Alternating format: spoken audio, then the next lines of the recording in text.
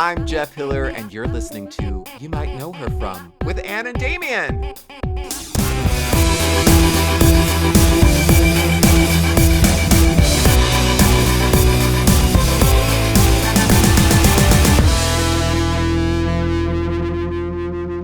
Folks, happy summer, happy July. Welcome back to another episode of You Might Know Her From with Ann and Damian.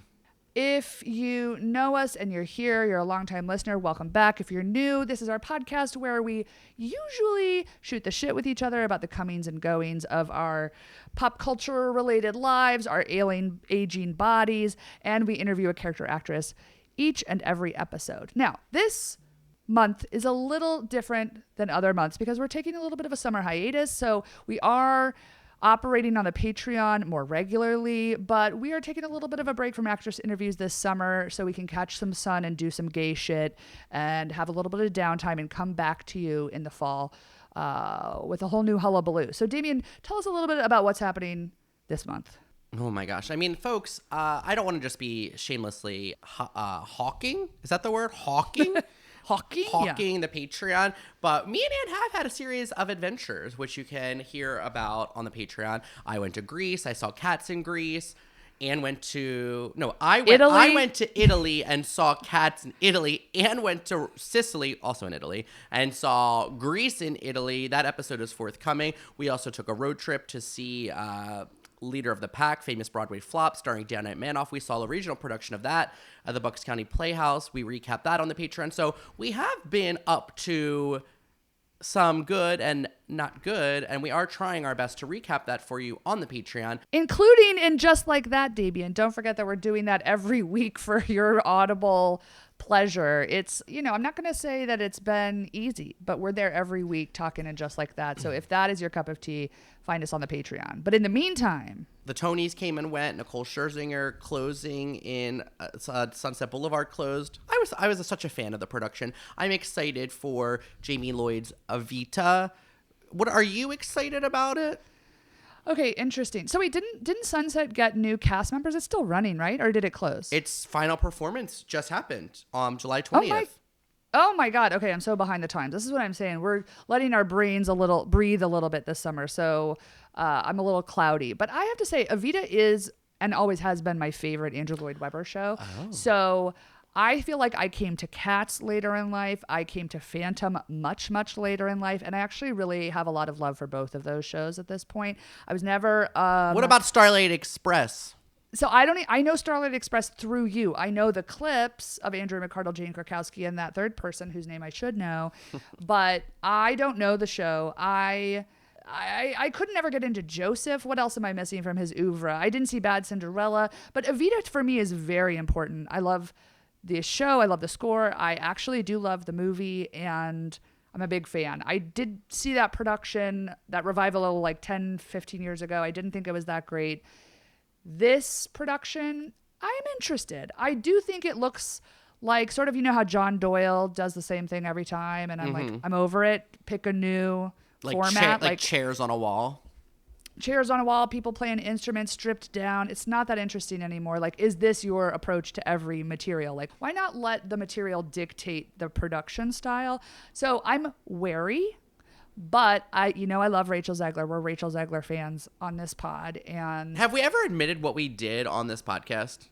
That's a great question. I'm not sure we did. Let's reveal it here today. Big news if we haven't revealed it before.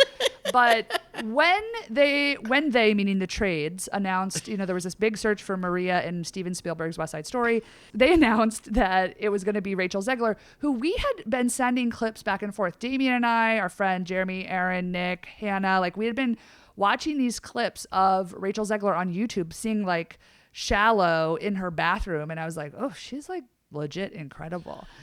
So it was announced that she had to miss the first rehearsal or something, or a press release for her high school musical. She had to close her high school musical where she was starring as Fiona in Shrek.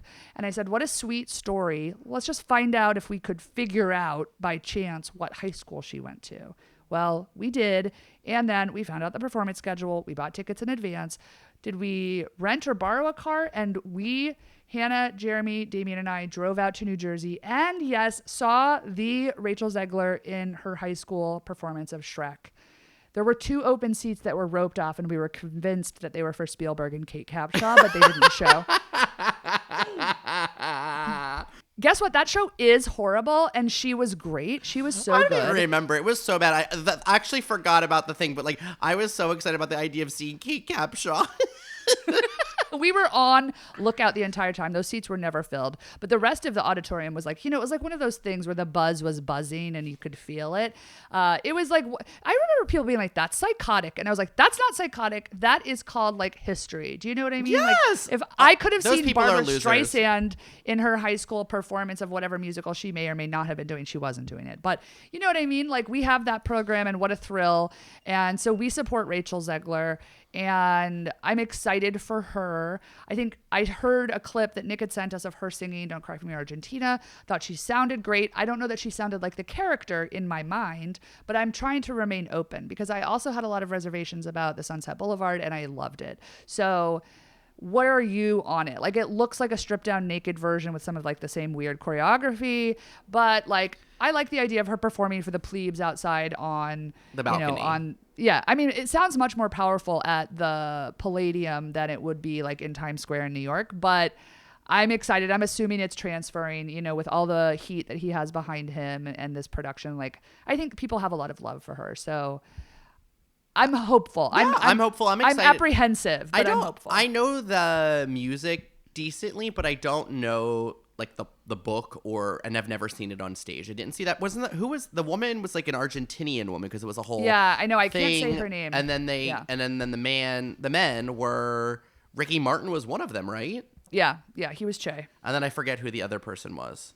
The other man. I don't remember who was Juan Perón. I don't remember, but yeah, I didn't think the production was great, and I'm rooting for this one. I think she seems a little sweet, so I'm looking forward to seeing her like play against her innate sweetness. I think Ava has to be charming and charismatic. I think she has that, but I'm interested to see if she has this sort of like hard edge that I respect and want in my Evita. Also, because it's like the original score was sung by Patti LuPone, so you're just like, it's in my head, like the power that she holds. I think Rachel Zegler's a great belter and has a stunningly beautiful voice, but I don't know that she has the edge that I'm looking for in my Ava. Okay, so I'm taking a little bit of a pivot here, and I'm going to say allegedly. Like, there's this great clip of Patti LuPone singing Buenos Aires, like on like what seems to be like public access television. I don't know what it actually is a clip from, but I think it's the Tonys, when the Tonys used to be like in 1984. There was Evita, whatever year. Evita Really? was, No, because she's not dressed in character. You know what clip I'm talking about. Oh. And she's like, da-da-da-da-da-da-da-da, and she's like not in character. She's like dressed in layman's clothes, if you will. Oh, okay. I don't know if I'm familiar with exactly what clip. We're gonna put it in the show notes. Yeah, when you see it, you'll know. And I always remember thinking like, is she I feel like people have said like she's allegedly maybe was like, skiing the slopes at that point. And then there's also that clip of Bernadette Peters doing that concert where she's like, thank you for being a friend. And people like also, like, I would never have said this, but I feel like people have alleged that she was also maybe like getting off a ski lift to jump into that concert. And I just feel like we are no longer in that time. Like, I feel like people people are skiing the slopes in a way that I feel like they weren't for a while. But I don't know that Broadway actors are not. I feel like they're all a little more like, fit and yogi and sober than those days. I agree with you, but I feel like it's got to be happening. But I think I don't know if the pressure is different for the stars at this point, or if like maybe there's just more science and like knowledge about what it does to your heart and what it can do to you long term. Like I feel like in the 70s and early 80s, it was more like everybody does it. It's at every party. It's at business parties. It's around. I think now people know too much about how it can like ultimately destroy your voice, that even though I think a lot of Broadway people, and I'm talking more about the ensemble members than like the stars, because I think you do have to actually like really take care of yourself, but we might not like have Patti LuPone's anymore. You know what I mean? She has vocal cords of steel. I still think she sounds great. She partied really hard. She still drinks. She smoked and she skied the slopes and she talks about it. I agree. I think it's like a different breed. I think Do you think Ethel Merman ever I think boys are doing party drugs. Chorus boys are doing party drugs, but like they're performing 8 shows a week, but they're not having to sing like every single song in every store. And like Ben Platt, I love this. Right. Ben Platt, I'm sure, is like not doing gay boy party drugs because he is a person who like has a big voice who like needs to save that because it's probably insured. This is a different episode a little bit. This is a very special episode of You Might Know Her From because, you know, we have a guest of the male persuasion. And so I might as well just take this opportunity to say, like, I have not felt great about Ben Platt in the past. He did some interesting things in the last couple of months, including talking about how he voted for Mom Donnie in light of his brother sort of like being pretty horrible about a variety of things and his father being horrible about a variety of things. So I was just like, I'm going to shout out that I think Ben Platt is evolving and changing right before our very eyes, and I'd like to give him the space to do so. So I might eat my words. I've said negative things about him in the past, but I think he's trying to evolve, and I'm happy for him. Oh, I'm happy for you that you got there with him. You're not there yet. You're not there. I feel fine. I mean, as discussed on this podcast, with the exception of our guest coming up, I don't think about men that often in terms of the industry, you know? Yeah, you'd think about them sexually and romantically, but not in a way that is about, like, where is their career going? Yeah, I care about Robert De Niro. I care about... I'm going to come back to it. I don't know if I'm trying to think. It's interesting. Yeah, you do have a short list. I know you always teasing me about me talking about men. But anyway, yes, but you had a question about Ethel Merman. Do you think she ever skied the slopes in the 80s? Yes, I think she experienced everything. I think she lived life to the fullest.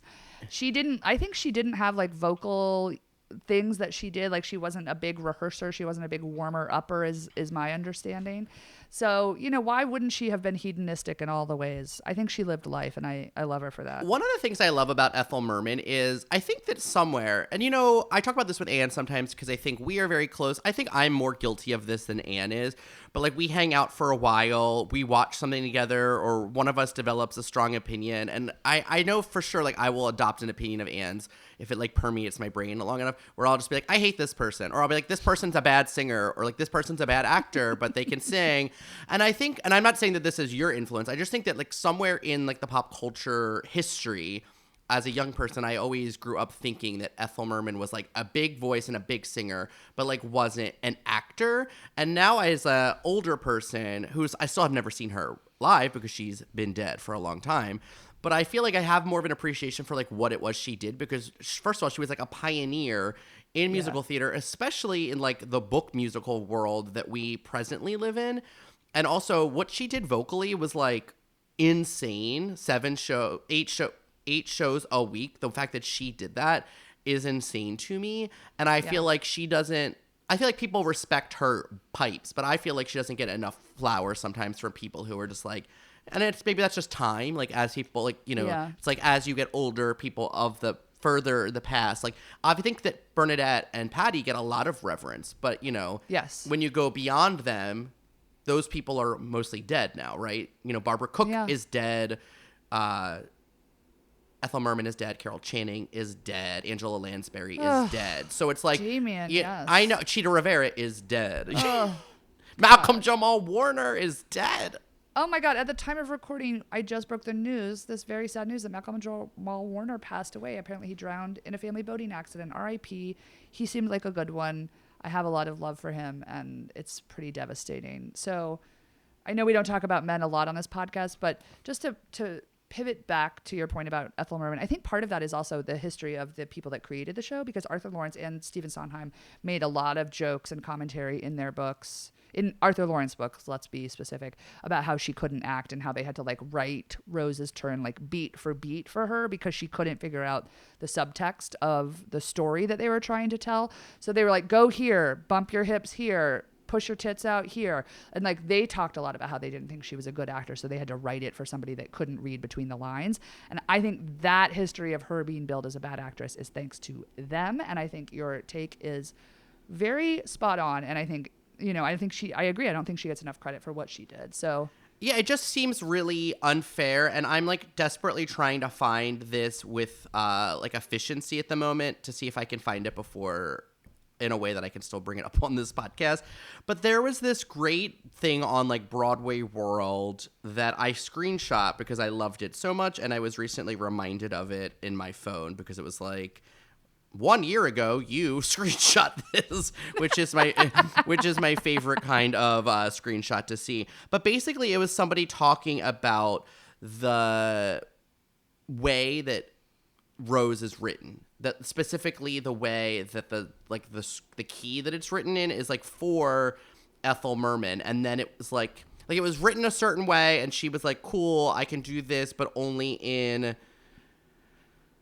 I see I'm fucking it up because I can't find the screenshot, but basically like it was written very high and very cool, and then it had to get, when it was published for other to be it was published like down, so that like it is written in a way that was for her it is very high, but it has then been in other productions like the key is beneath that, and that is very cool to me.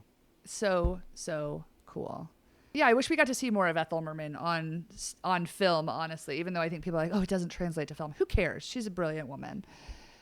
One of the things, Damian, that I love about You Might Know Her From, and it's sort of the expansiveness that we've embraced as the years have gone on. You know, we're in season 6. We've been doing this for 6 or 7 years at this point. We get to talk to the people that we want to talk to. And I think while we're on hiatus this summer, we decided that there was going to be an opportunity to talk to someone whose career we have loved for so long. And though this person is not a woman, this person is not an actress, we're calling this person actress adjacent. Jeff Hiller, actor, comedian, brilliant improviser, lovable human, is actress adjacent. His memoir, Actress of a Certain Age, just came out. We read it. We talked to him on this show, this very special episode this July, about so much actress-related stuff. And he is just as diehard theatrically inclined as we are. So we got to dive deep on the women that he loves in the theater. We had like such a overarching conversation with him about his career, the comedy world in New York. I feel like it's rare that we have somebody on the show that we have a little bit of personal relationship with. And I feel like we vaguely know Jeff in the real world, and he is primo. I think he's just primo. And I feel excited that he's really a special guest to the You Might Know Her From universe. So without further ado, please enjoy this very special episode with the great Jeff Hiller.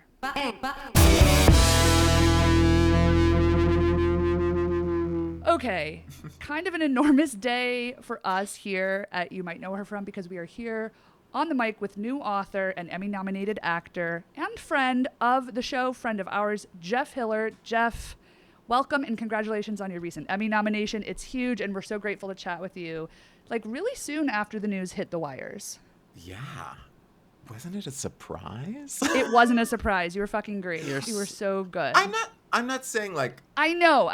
It's more just like, this is our 3rd season and the show has not even made a blink. So it was very surprising. To me, I was surprised. It's huge and so well deserved. And I feel like it's important to also name at the top of the show that you are only the second man, out man at least, to appear on You Might Know Her From, like our regular feed. Who's the first? Well, it was gossip columnist Ted Casablanca, if you're familiar with his work, also known as Bruce Bibby. Oh, I didn't know Ted's real name. But I do know Ted Casablanca. You think I didn't watch E all through the 90s and early aughts? The awful truth. The way he said it with his clenched teeth. I loved it. But it felt like, because your memoir, An Actress of a Certain Age, was recently released, so congratulations, that like, and you document your rise in the industry and your Southern Christian upbringing and coming out multiple times, and like the joys of becoming a breakout star on a show that you make with your friends. We felt like it was appropriate for the Venn diagram of our listeners. So thank you for being here. And the book is called Actress of a Certain Age. So completely. Exactly. And also, you're not the first person to call me her, okay? I know her from. It's just usually spelled H-U-R. We were talking about the show this past week as we both finished your book, and we were so moved by the fact that you talk so openly about coming out to your college friends in the book, and particularly your girlfriends. Damian and I were talking about this. Damian, you want to take the rest? Well, yeah, just like I think I felt like as a young gay man, I feel like all of the people in my community then were all women who like validated me and also made me feel, seen. And so I really thought it was beautiful the way you talked about your two like best girlfriends from college and coming out to them, but they both were sort of like going through it in their own ways. And the one had undergone such intense therapy for her depression that she like didn't remember that you had come out the first time. So I was curious, like Anne and I always talk about this with like autobiography is like, are you still in touch with them? Did you have to like vet these stories by them? Like who in the book did you have to get to sign a release, and who did you give the courtesy of letting them know? Oh, I didn't have to get any. I mean, the only releases had to be like for the photos, not for You didn't have to get your sister or your dad to sign releases since they're like identifiable as your like family. We talked to an actress about this, so I'm curious. I didn't. Uh-oh. Oh, okay, interesting. Is my dad gonna come for me? I didn't. And my sister, I said, "Do you want to read it?" Because I mentioned you quite a bit. And she's like, "No, I want to be surprised." And so I went through and was like, "Did I say anything that she's gonna be horrified?" And I don't think I said anything that. I mean, she's read it now and she's fine. But I did. My friends from college, they have different names than they actually were born with. But I am still in touch with them. They gave me their blessing, and I did that for most people. Like even like the story about going to the Shakespeare in the Park, Chekhov in the Park. I went with my friend Meredith, and I let her read it first, and I'm glad I did because she was like, "Actually, that didn't happen." I was like, "It didn't." Well, it is. Let's go back and rethink that. Didn't it happen? Because it's a really funny bit. It is interesting, though, the ways in which people remember stories differently. Like that's why I guess they say that there's like there's your story, her story, and like the truth is somewhere in the middle. Yeah. But Rashomon. Yeah, and I also went back and read journals, and I'd be like, "Oh my god, I did not remember that," which was actually very helpful at times too, because it was like, "Oh yeah, that's even crazier. Like I can't even believe I forgot that kind of a thing." But yeah, but I did try and let people know. Chris Sullivan, who I did the Snickers commercials with, I made sure he read it first, so that the other people that I mentioned, I didn't let them read it because I don't talk to them anymore. But you seem very well adjusted, and I feel like that's kind of rare for someone who comes up from like a very religious upbringing. And you're so kind, and you've always been that way, and that was never my experience in the like quote unquote comedy world of New York. That was not how I felt. And Damian had introduced me to you, and he'll get into his side of it, but I really just find you to be one of the kindest, most well-adjusted people that works regularly, because I feel like sometimes it really changes people. Was the book like cathartic in any way for you, or do you feel like you've already sort of did the work and the book was sort of the final product? Oh, that's interesting. I mean, I have been in therapy for many years. And like I say in the book, I had a mom who was really supportive and loving toward me, and so I think that helps a lot. I think that gives you a nice foundation to not be to know that you are lovable. And I think that if I'd grown up, whatever, just the way I'd grown up, I might not have felt that way. But I had been in therapy a lot, but I still, writing the book was cathartic because, like, I talk about being bullied as a kid, and I have always sort of just been like, "Can you believe I was bullied?" Like, make a joke out of it, And as I was really thinking about it and going back and writing about it, I was like, this was kind of actually genuinely traumatic and awful. And I think a lot of times our sort of whatever society is sort of like, kids are mean. That's just how it is. And as I was really going back and writing about it, I was like, no, this was bad. And it made me have like, sympathy for myself, or for empathy for my younger self. So that was cathartic for sure. And Joel gets this sort of full circle moment in Somebody Somewhere that just devastated me. I just feel like that was such a beautiful, sad, devastating moment, and you played it.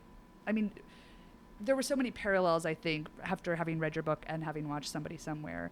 Did that ever feel conflicting on the show? Were you like, oh my God, I've lived this? Or was it positive to sort of feel like you could draw from your own stuff? Yeah, that. Definitely that. And that shooting that scene really was cathartic. Like the DP and I kept weeping, and the director was like, I think it's a little too much. But she had also been bullied, and we were just like bonding over like, can you imagine if somebody said sorry? So Jay Duplass was the director of that episode, and he was really good at being like, I think you need to just, freeze or whatever. And but it was cathartic to have that moment, and it was also really weird to have so many parallels from my life be in this character, because it's unusual, just in general, but especially my story is not a story you normally see on television.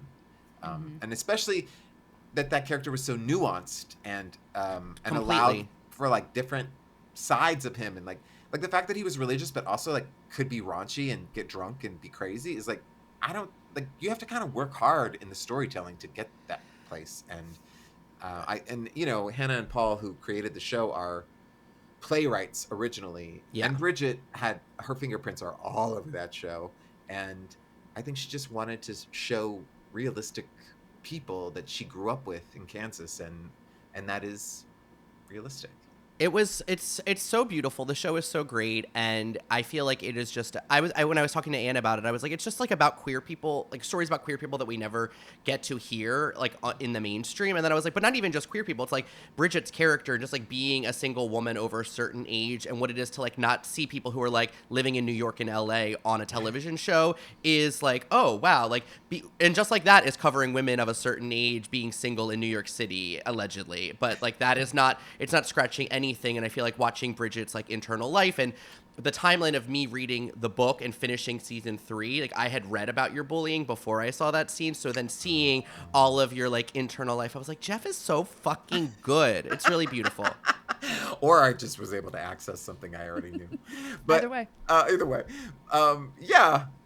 And also I think it's so different because like we're not rich. Like the characters aren't rich, and it's like completely very rare to see. I also think though that's why a lot of people didn't watch it, because it's not candy, it's not like escapist. It's not visual candy. It's like we're wearing Kohl's, it's not but like it is about me and Anne like putting Vicks on our nose like while we watch a movie, you know what I mean? Like that is us. So like I really appreciated that specificity in world building is like so real, and it is just like yes, you're right though, it's like not about rich people. The reason we did that was because Bridget and I both do that.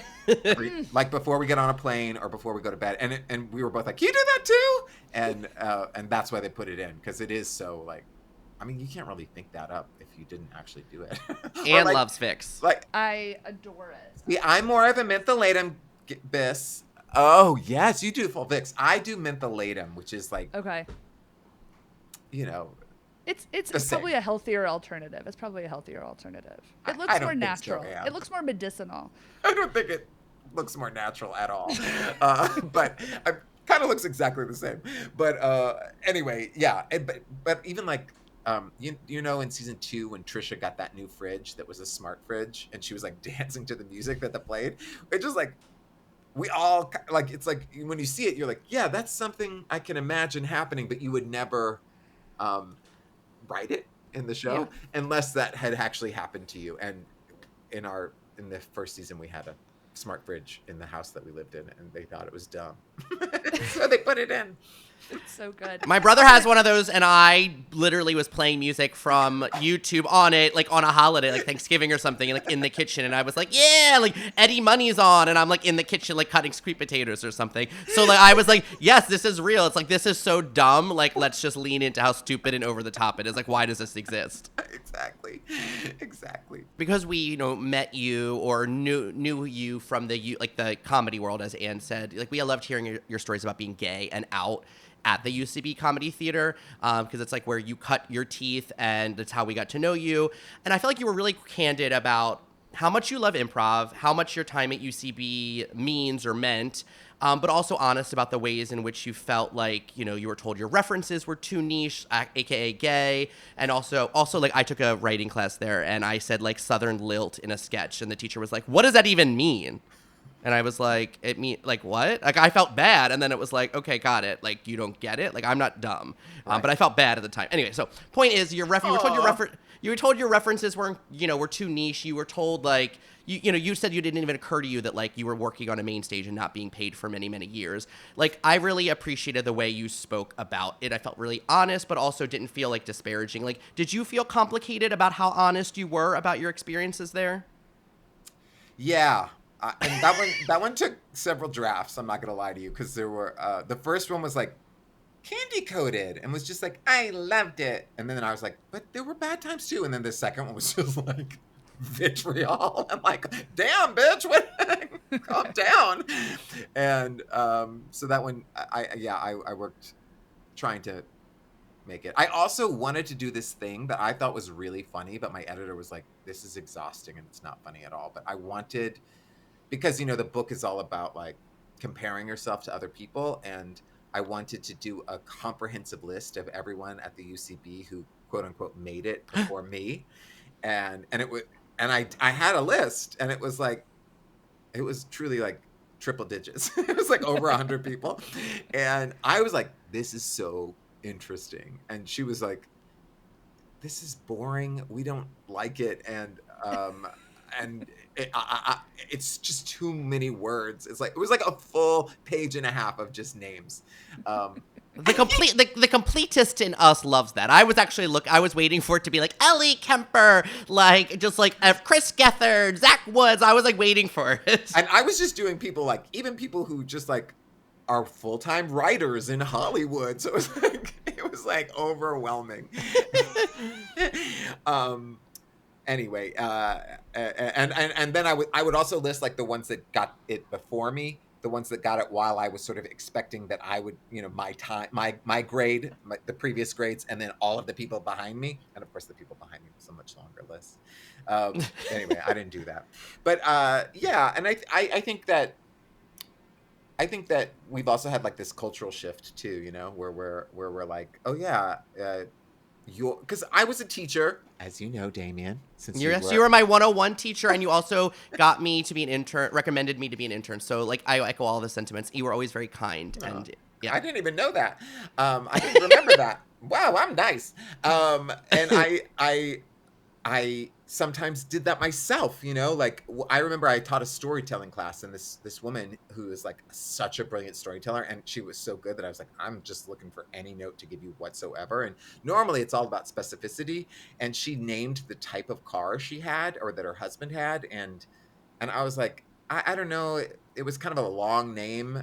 It was one of those GTO things, but it had like other letters behind it or whatever, and I was like, that just feels like I didn't connect to that, maybe, and it just felt like a mouthful. And like all the other students were like, you don't know what a GTO block is, and I felt like, oh shit, like I'm doing the, because comedy's subjective and specifics are subjective, and but anyway, I do feel like I was able to hear that and be like, oh, okay, keep in your G2O block. That's great. I didn't know. Well, I will say that I saw you, I guess, probably at a Herald night, and you made this is really supposed to be an interview. I feel like we're both being very sentimental about you, which I hope is nice and not weird.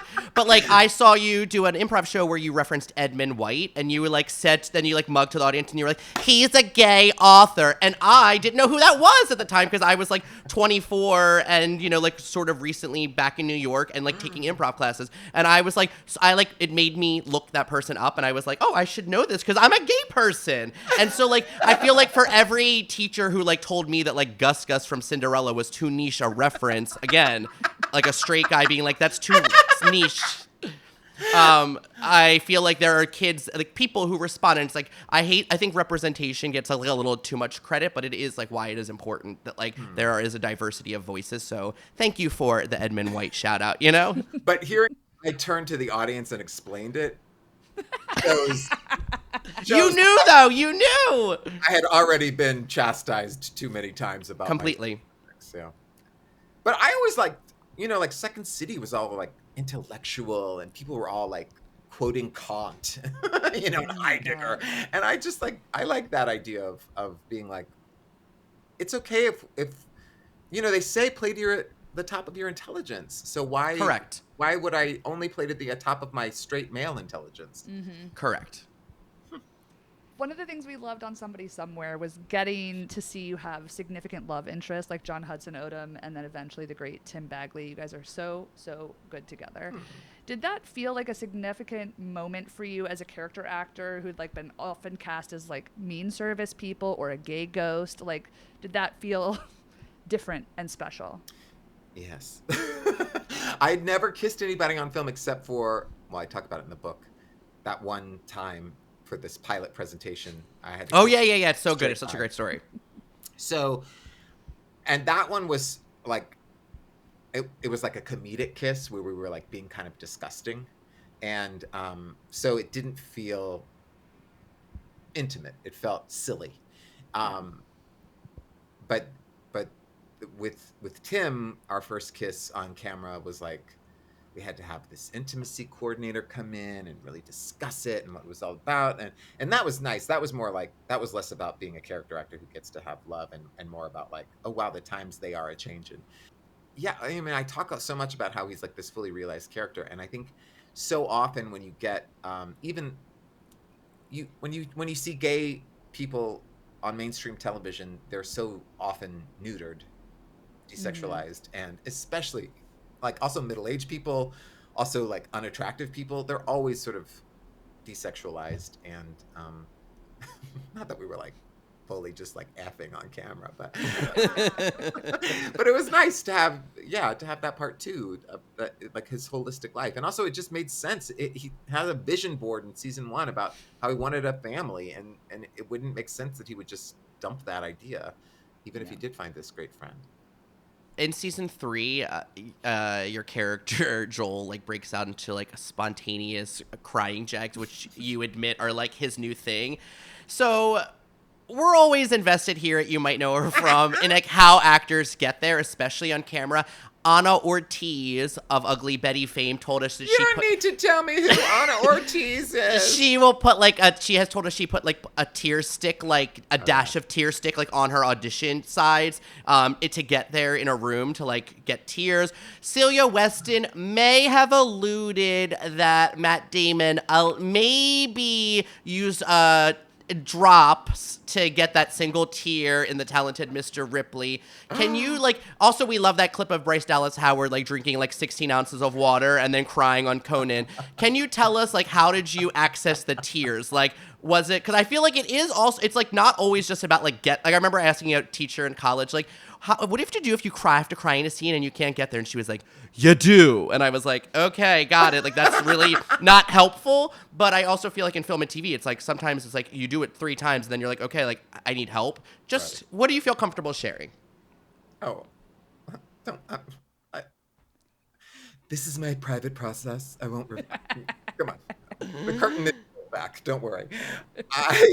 Well, first of all, I had a friend in a movie who came back from the movie, and she was in the movie with some very famous people. I guess this one I will be covert about, even though I wouldn't have, except for you were like talking about how Celia Weston was being covert, and now maybe I should be. Well, she was like, we were like trying to get her to say that he used like a tear stick, and she wouldn't because she felt like it was unfair to his like process. Oh, right.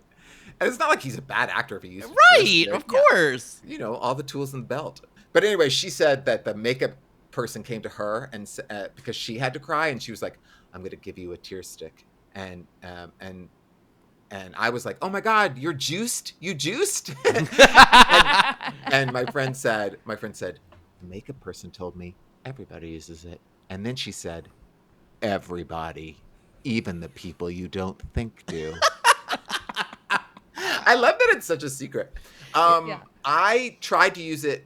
I used it in season 2 for the scene where Sam and Joel are having a fight at the ice cream parlor. I used it because they put it on and it didn't. It actually kind of distracted me. I actually did not like it because.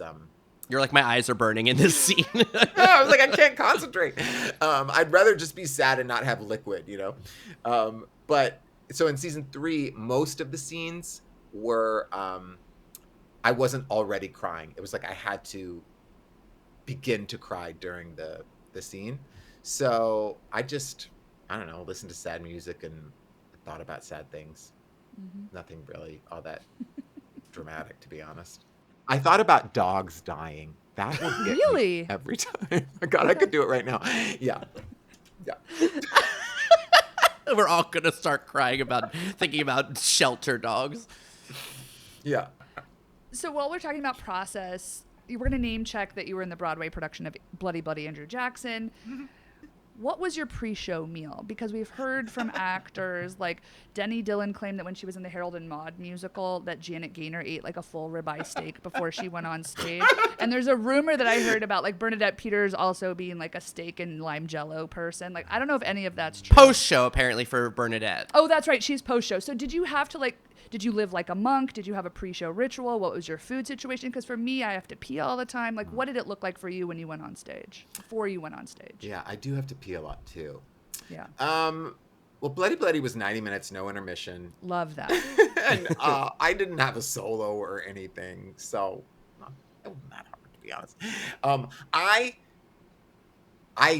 I am not shading actors who do have a very specific process. I am actually respecting that they have a really specific process. And like when you're in a musical, like I've done several musicals that have like I did this show out in La Jolla that had all these dancers, you know, like real dancers. And they're all like, I mean, their stretching routine starts 2 hours before the show begins. Like, and I think they have to do that so that they don't like, you know, pop or whatever. Yeah, like hurt themselves. Exactly, like their leg doesn't fly off in the middle of it. I don't really have. And the one show I had to kind of be careful with was Silence the musical because I never left stage because I was one of the actors that played like every single character of the movie. And the joke of it was that like the pace was so fast because it's a play version of a movie and like and you know, so like there would be jokes where you'd be like having like you'd be holding up a mustache and it wouldn't be taped to your face or whatever because you were trying to play all these different characters at once. So that one I had to make sure I didn't eat a heavy meal before because one time I did and I really had to take a crap in the middle of it. And there was no time. That's awful. That's a worst nightmare. Yeah, it was. To be earnest for a second, I feel like you're a theater head the way that we are. So Yes. can you name off the top of your head, like top 3, doesn't have to be New York, but like top 3 theatrical experiences without thinking too hard? That I was in? No, that you That I've saw experienced? as an experience for yourself and the audience. Yeah. Okay, this one's just top of mind, but that song in Operation Mincemeat where I haven't seen it. Okay, so the show is fun. It's really fun and wild and exciting. And then and it's like silly, you know, funny and silly. And then there's this moment where I won't spoil it for you, but there's a song that happens and it's like extreme. You think it's all silly, and then all of a sudden you realize this song is actually deep and beautiful and sad, and it's performed beautifully and wonderfully. And that's why that person got a Tony, and it's wonderful. Then I would say similar to that, Fun Home, which I saw on Broadway, and I had no idea what it was. I hadn't read the Alison Bechdel book yet. I have. Okay. I didn't know what it was about at all, and that obviously Ring of Keys was just like, but also Perfect. Telephone Wire when Beth Malone is talking to Michael Cerveris. I mean, I was just covered in goosebumps. And then Lisa Crone, who wrote that, was a staff writer on Somebody Somewhere. I just wanted to ask you if you had any experience with her because I feel like that it made so much sense to me that she was working on Somebody Somewhere. Yeah, I know. And I think she was more than a staff writer. I think. She was high up. Yeah, but yes, I did get to, but it's funny because like they write it before and then we film, and they're so broke, that they couldn't bring the writers out to be on set. So I only met her like when we started picketing on the strike. We picketed. Oh my God, right. You guys lived through all of that. Yeah. Somebody somewhere. Yeah. But she's so cool. Yeah. And then let's see. The Pippin revival. I loved that Andrea Martin moment. That's exactly it. I mean, it was, we were weeping. We saw that together, Damian. I wept. Yeah. It was so beautiful. And I have two other ones that I haven't actually. Let's hear them. But I saw, when Jane Krakowski came down in 9. Oh, that was one of my first New York shows. Same. When I lived here. Incredible. I actually did see that one, but yeah. We need her back. Oh God, she's such I did this 4-week workshop with her where they ended up, after we did this workshop, and it was so good, it ended up that they didn't actually have the rights that they thought they had. Oh my God. So mad at me. And I was like, the world is being robbed of this incredible performance by Jane Krakowski. I had nothing. I was just in the ensemble.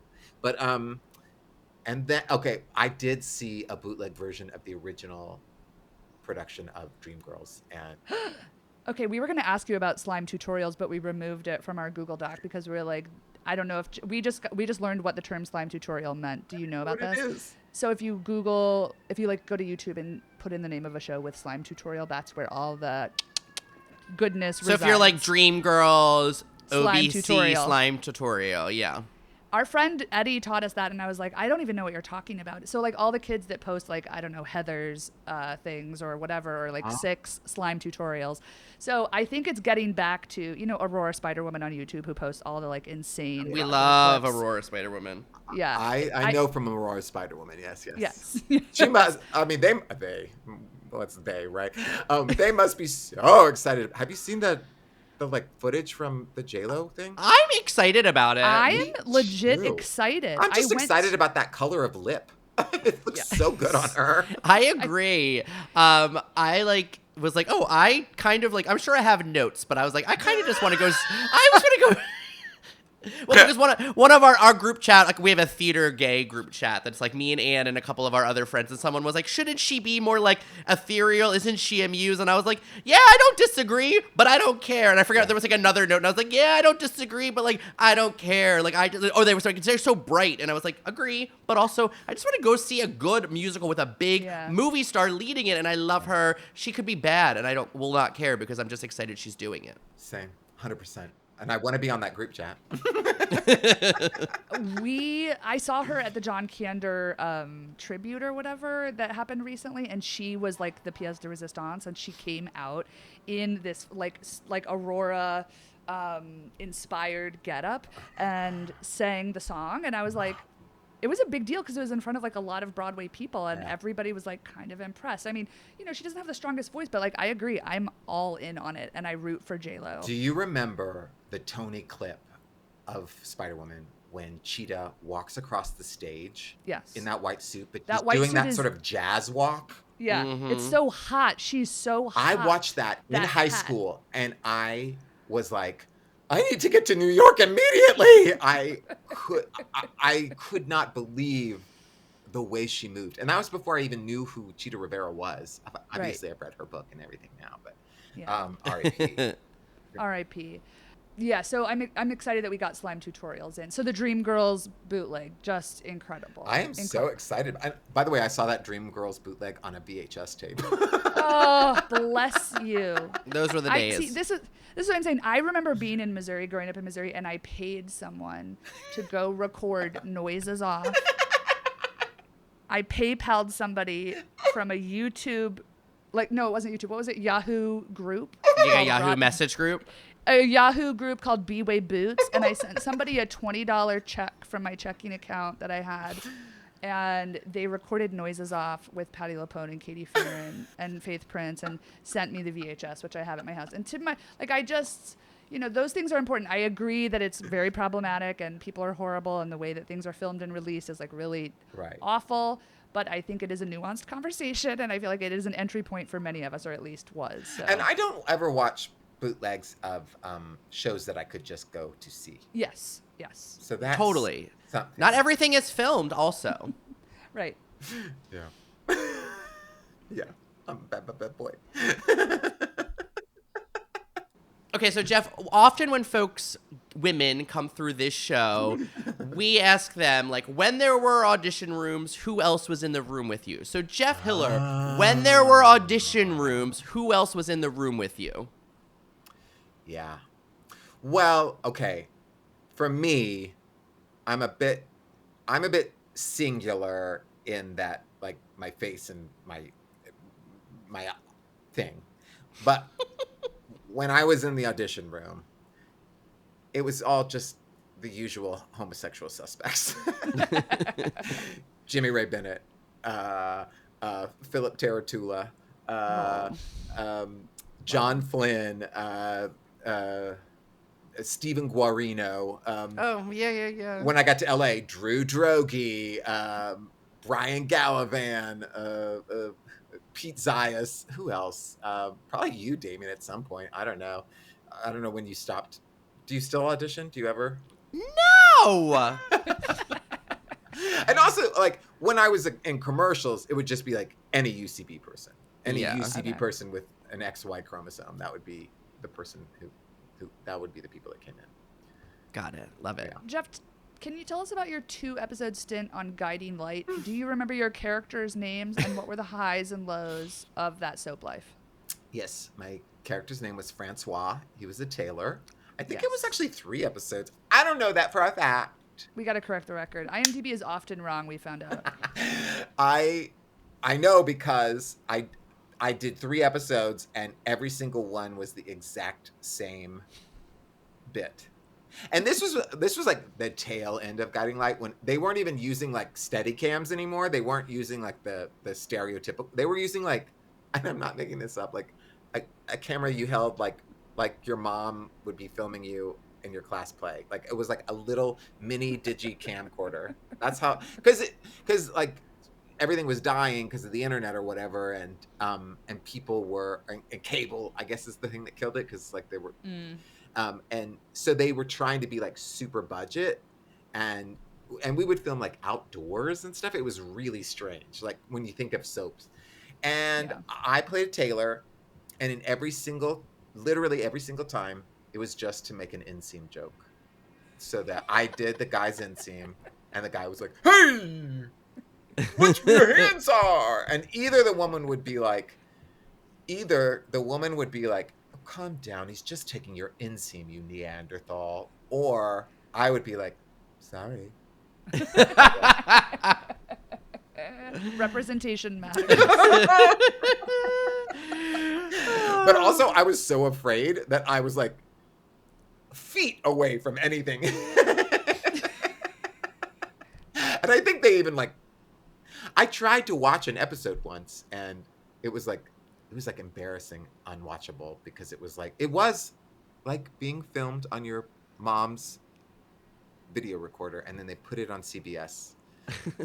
Yeah, maybe without much editing. I feel like it's a part of TV history. It's good. Yeah. One of the things I loved about your book is you talk about the different categories of gay men. And recently somebody asked me, what if I were a gay man, what category would I fall into? That's and I was like, oh, you know what? Question. Yeah, I've never really thought about it. I didn't have an answer, but when I read your book, I realized that I think I would be a show queen. So, Jeff, in the safe environment, can you tell us what type of lesbian you might identify as if you were to be a lesbian? And it's okay. We're giving you this safe space. We're asking you this question. Right. Yeah. With proper respect and and love. And by the way, lesbians have been my salvation my entire life. So, yes. In fact, that thing is pulled from a stand-up bit from my new show, Basic, and there's a theme throughout about how lesbians have always been like the only people who are nice to me. And I'm so glad.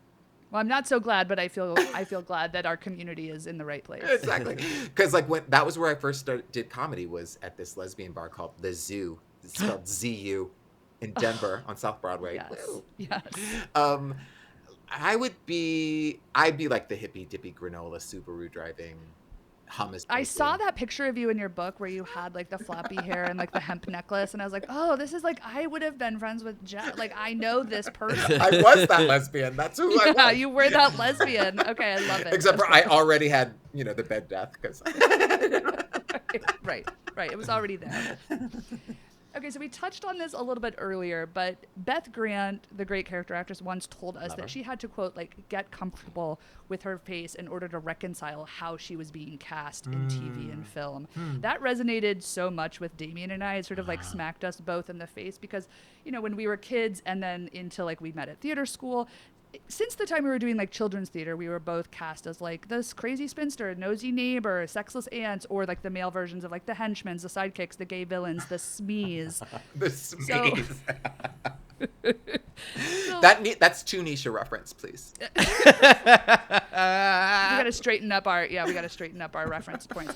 So like as queer people, our audience knows like we're very tall for a woman and very short for a man. It was really refreshing to hear you in your book like talk about your physical self in like actress of a certain age. The title speaks for itself. But what advice would you give to like a young queer artist who might not hit their stride till say middle age, which is what all of our theater teachers told us when we were 19 years old, that you just had to hold on until you were in your 40s because that's when the roles would be coming in. Yeah.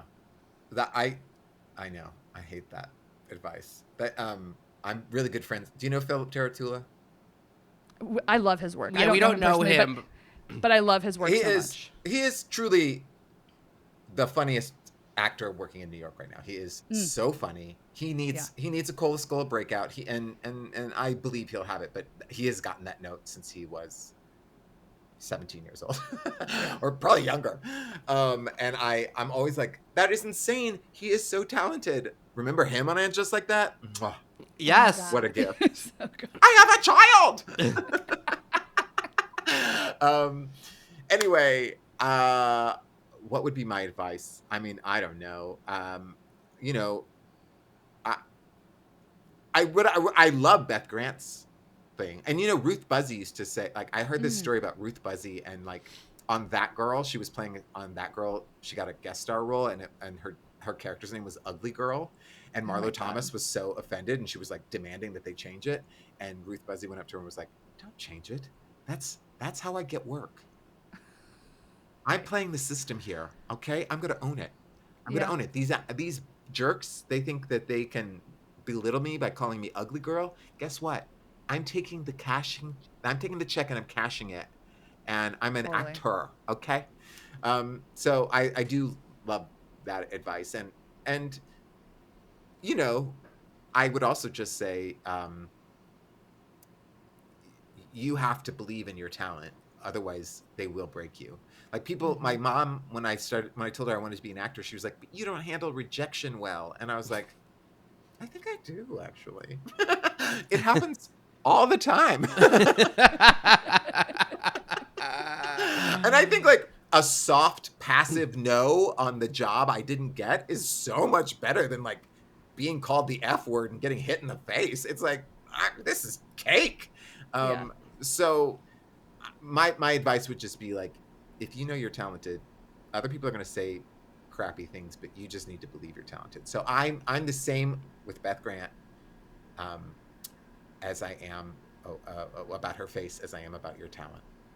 By the way, I recently worked with Dale Dickey. Has she been on your pod? Yes, love her so much. She also sang Worst Pies in London in an accent for us and I was like, oh, Dale Dickey has untapped talent that we didn't know about. She's so good. She told me that she played Mrs. Lovett, and I was like, you are kidding me. And then that same director also asked her to play Blanche in Streetcar, and she played Blanche. Oh. And she was like, it was a different take, and I was like, I bet it was. But in it, I mean, she's so fascinating. And in it, she was saying about Blanche, she was saying like, I always think of her as frail and delicate, and I'm rough and human. And she was like, I used that to play it, and it was different, but it was unique. And she was like very played a lot of deference to her director and stuff like that. But I think Dale Dickey, like she kind of said the same thing as Beth Grant, and they were both in Sordid Lives. Yeah. And she said like she and her husband have jokes about like she always plays like a trucker or a meth head or a whatever, and she's just like, yeah, I'm gonna play that to the best of my ability, and I love that. I would love to see her Blanche, like, because she's kind of like a lit cigarette, as Anne would say. So I feel like I would like to see that sort of take. Like, it is different, but also I would be into it. Oh God, that's a slime tutorial I'd like to see. Yeah, it's good one. So Jeff, like us, you're a connoisseur of actresses, so much that you named your memoir Actress of a Certain Age. If you had to recommend one celebrity memoir to our listeners besides yours, which would it be? Is there one that jumps out? Oh, there's so many good ones. Rita Moreno's is amazing. Rosie Perez. I haven't read Rosie's. Oh, it's really good. And her life is incredible. And she's like self-aware, but also funny and sweet. It is, of course, best listened to rather than read. I kind of feel that way about all memoirs. Like hearing it in the person's voice is just so much more interesting. Here's one that is a deep cut that I'm sure you haven't read, but it's actually quite interesting. Lee Grant. I listened to Lee Grant's book. It was incredible. I love her. She gets so deep. So deep. About like the facelifts and the men and being on the blacklist. Her book was incredible. We've been trying to get her for the pod because it feels very important. We got Dinah Manoff, and Dinah was like, "You should get my mom," and we're like, "Yeah, we're trying." Yes. I love that Dinah Manoff was on your pod too. Marty Mavishino, and also Empty Nest. And also leader of the Pack, famous Broadway flop. Yeah. I can't get enough. But she wouldn't even read her book. She didn't even read her book. I think she's maybe like, because she's well into her 90s. Oh, yeah. She didn't she like read the intro, and then she was like, and now somebody else will be taking over. And I was like, God damn it. Me too. I was the same way. Yeah, that one's probably better read then. But actually the lady was good. The lady who read. Yeah, she was good. But you know whose book I read, who I was so disappointed didn't have, and she's not an actor, but Pat Field. And she doesn't. I don't think I knew that she wrote a book. I didn't know she had a book, and I'm sad too because that voice is iconic. Did you know she's a lesbian? Yes, she was partners with I can't say her partner's name from the original series. That was like her assistant, and then they like broke up. Molly. No, that's the one who does it just like that. Now. Oh, I can't remember her name. She was interviewed in the documentary. Yes. Did you see the documentary? Of course. Of Just Like That? No. Yeah. Of Pat Field's like. Oh no. Oh no, I haven't seen that. No. Doc. It's good. Okay, I'm making notes. I love Pat. Do you know that she is best friends with Kim Cattrall? Yeah, they like Kim Cattrall's in the doc. Okay, I got to see it. You got to see it. Also, I want to know. SJP is too. Interesting. Because we're really interested. We were just talking about this yesterday about like the division of the. It's like there's the folks that work on And Just Like That, and then there's Pat and Kim, Candice Bushnell, and Darren Star. And they interview Molly too, because Molly, who is the designer now for And Just Like That, used to work. That's what I was conflating. Okay, yes. Yeah, and you can tell like they all have this incredible history, and they were all like, we're just like these beautiful freaks who love to mess around with fashion and enjoy ourselves and stuff like that. Rebecca Weinberg. Sorry, I had to name check Weinberg, her. Yes. Rebecca Weinberg was like, I think they were partners, and then I think they were broken up by the time they did Sex and the City, but they still worked together. Yeah, and not only is Pat Field a lesbian, but her grandparents met on the Isle of Lesbos. So she's a lesbian and a lesbian. That's incredible. A lesbian. So cool. So cool. These are the facts that we're here for, Jeff Hiller. This is why you're on You Might Know Her From. I am a big fan of the pod. Let's just say I'm your demo, okay? Okay, all right. Come back in with us.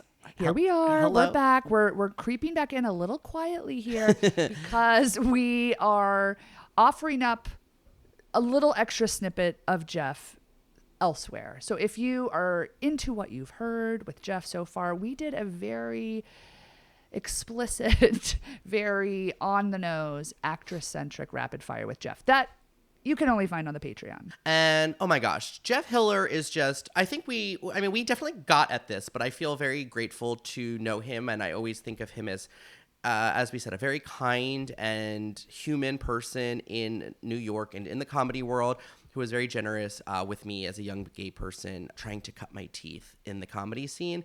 So glad to chat with him. So happy for his success. Love his book. Highly recommend. Please go buy it and read it. And also, if you haven't watched Somebody Somewhere, it is so beautiful. The world building in it, I'm stealing that from Anne because you had said that when we were sort of chatting about it. But the world building that they do in the series is just really beautiful. It's really about people that we so infrequently get to see on television, especially queer people who are, like in the Midwest or in the South, who aren't rich, who aren't like glamorous. It's just so beautiful and sweet and funny and sad. And Jeff is just so excellent in it, as is Bridget Everett and Murray Hill. And the whole cast. It's excellent. Folks, if you like what we're laying down here, the best thing you can do is support us on the Patreon. We appreciate all of you patrons so much. You can also leave us a 5-star review wherever you listen to podcasts. That really helps put us into other people's ears and into their feeds.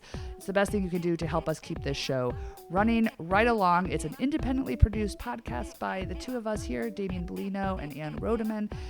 We love you. Happy summer. We hope you're having an incredible time sweating it out wherever you are. I hope that it is a dry heat and you're avoiding the floods. Is that too dark? There's like floods and forest fires, so it's a very dark time. So whatever your summer looks like, I hope that you're finding some downtime to relax your brain, watch some content, have some fun, and we will see you back here soon.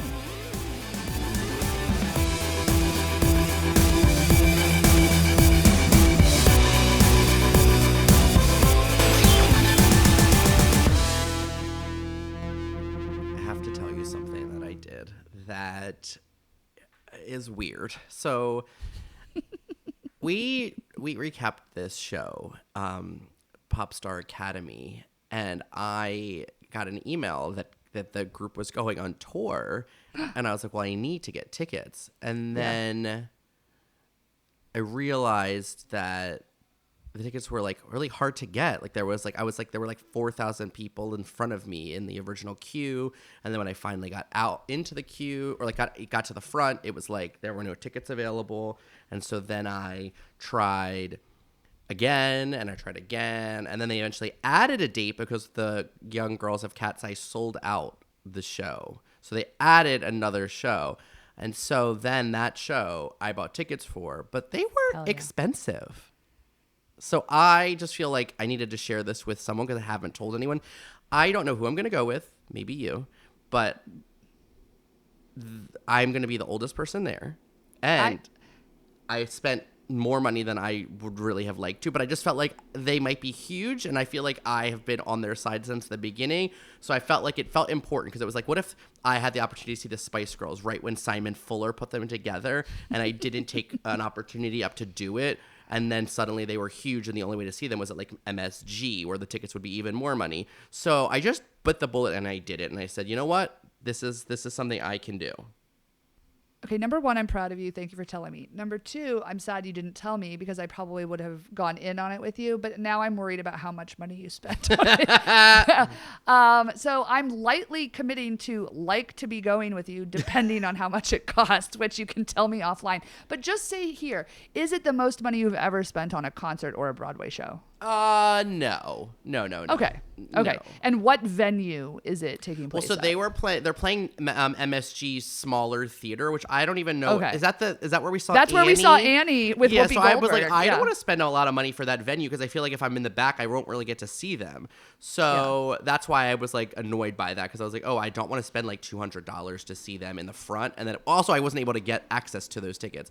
But then they're playing Hammerstein Ballroom the second night, and that's where much better. And that feels more accurate for them also. Like it's like standing room only, which is like annoying because I'm gonna be old, but also like at least you know what you're like signing up for, and it's like a smaller. Totally. Like I don't want to. You can be more in the mix with them, and also you'll get to see them more in a real way, I think. Yeah, and maybe you will too. Whew. One can only hope.